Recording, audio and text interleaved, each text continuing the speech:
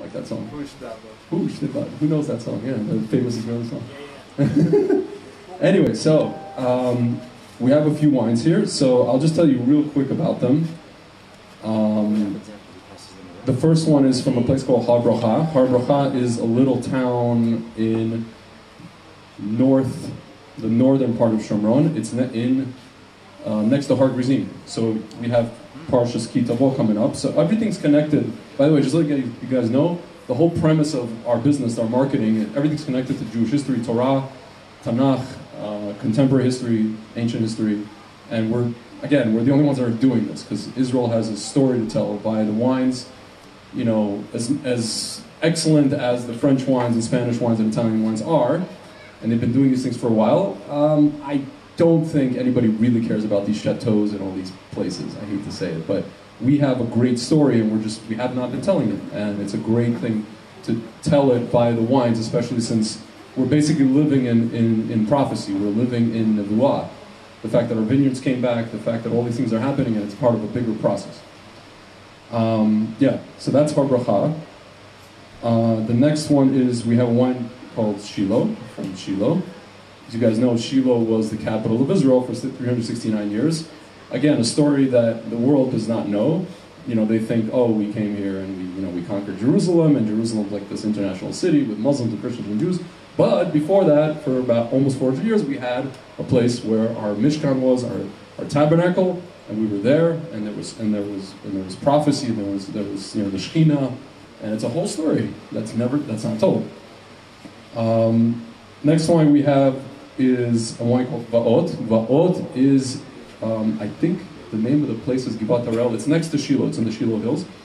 The place, I think, was named after, or it's next to a place named after a kid who was in a terrorist attack. A lot of these little towns, like, our enemies come at us and they do what they do. And what do? We're all about life. So whatever happens, we're just like, okay, you know what?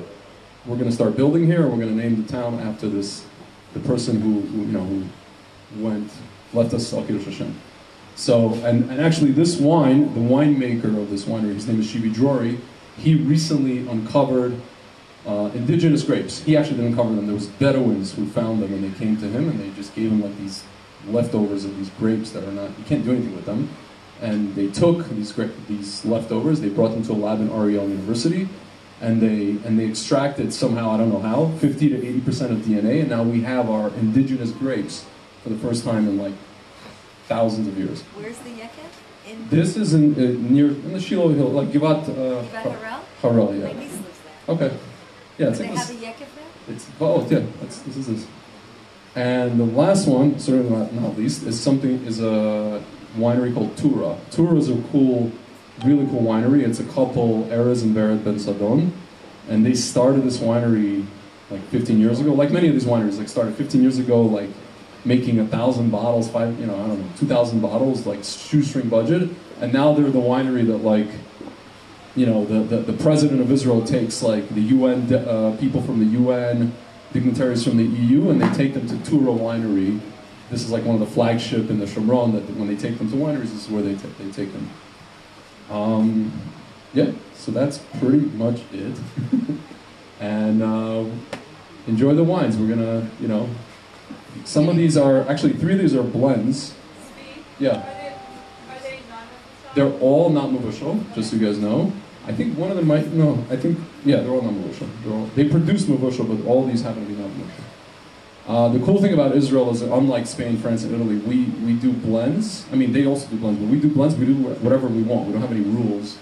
Like if you go to Italy, for example, if you have a Montepulciano, like Vora will tell you, it has to be from Montepulciano. You cannot call it Montepulciano or Chianti or Toscana if it's not from there. With us, it's like, we just do whatever we want. So we have people actually come from Europe, and they taste the wine. They do like a blind tasting. Let's say some guy from like the Cantor magazine or something. And he tastes it, and he's like, this is fantastic. But then he's like, what am I tasting? I have no idea, because he's never tasted these blends. Of Petit Syrah and Mourvèdre and like 5 different things. So yeah, that's our thing. We're paving the way we're pioneering a whole new way of making wine. We're actually bringing back something that was predated all of these, what they call old world wineries, old world countries. We're ancient world. We're not actually, you know, the wine writers will tell you that Israel is new world, but we're actually ancient world. We predate all these Spain and France and Italy. So that's that, guys. All right. So enjoy. Most of the grapes that we grow here. No, so the grapes, the stuff that we're making at the moment is, these are grapes that were like imported from, you know, France and all these different places. You're talking about Cabernet, Merlot, Shiraz. Like the grapes that grow really well here are Shiraz and I think Cabernet Franc. It's like Cabernet Sauvignon also. Like Israel's right now is trying to figure out like how to do something that Australia did. What they did was like they co-opted one grape, and that's how they just made their industry. Like they co-opted a Shiraz. Shiraz is not from, grape's not from Australia. It's from France. Just like Argentina, you know, I always thought Malbec is from Argentina. Shiraz from Iran, right? Shiraz. Well, there's a city, Shiraz, so I don't know the whole story, but like Malbec, the grape is from France. But what did Argentina do? They took Malbec, they grew it in Argentina because it has the climate, and it's just, that's their grape. That's their, you go to Argentina, Malbec, that's their thing. But it's a French grape. So Israel's now trying to figure out what to do. Maybe we should take Carignan and make it our thing. Maybe we should take, there's so many things that grow here really well in the sun, because of the sun and the, you know, the fruity, you taste most of these wines, they're like fruit bombs. Yeah, so that's... What about that indigenous grape? What grape was that? Indigenous grapes are, there's like 3 that are actually produced for drinking at the moment by Recanati Winery. 2 are white, they're called Jandali and Hamdani, and there's one called Betuni, it's a red. Like 2 of them are very like light. They almost like, I don't know if you've ever had like Sauvignon Blanc, it's a very light white grape. And then Jandali, I think it's more kind of like on the, something like late harvest, like sweet. But we're still developing these things. Like Ariel University, they found like, I don't know, 500 varietals, so they were like testing every day, like combining and testing and hybrid and all these different things, and we're getting there, but You're working on that? You're working in Ariel? I'm not.